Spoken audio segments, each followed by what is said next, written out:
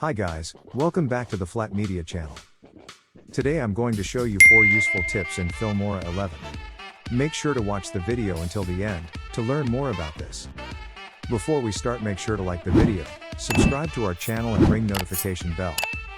As well, go to Elements Encoder and get a subscription. Also, get your Filmora 11 today. Now let's jump into the video. Drag your footages to the timeline. Speed them up a little bit.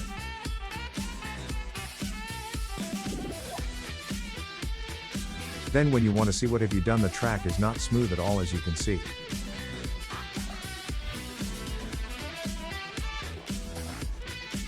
For that we will make a render preview. This is how it looks now.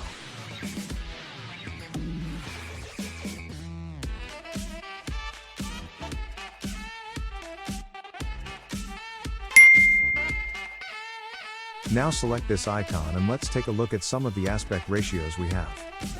Now is on cinema aspect ratio. If we change it to default, or to widescreen, it will look like this. Now let's look at the Instagram aspect ratio. Sometimes we need to do crop to fit because the original video is not in that resolution. We're going to do the same for the others.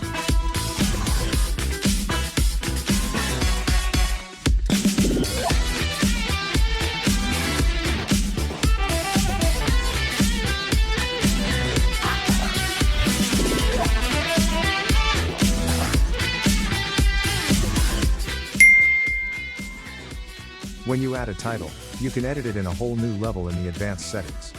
Let's take a look at some of the things we can do. We can change the size and the positioning of the text.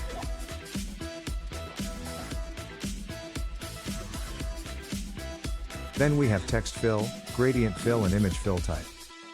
We can also get a different effect. We can play with the opacity and the blur. Text border is another interesting option we can use. We can use whatever color we like.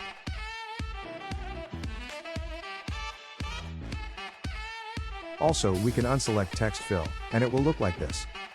Here we can play with the opacity, blur and the thickness. Another option is the text shadow. We can choose different types of shadow effects, and different colors.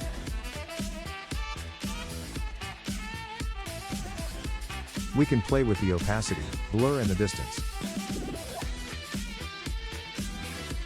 Also, we can always add some cool animation. We can adjust it as we want.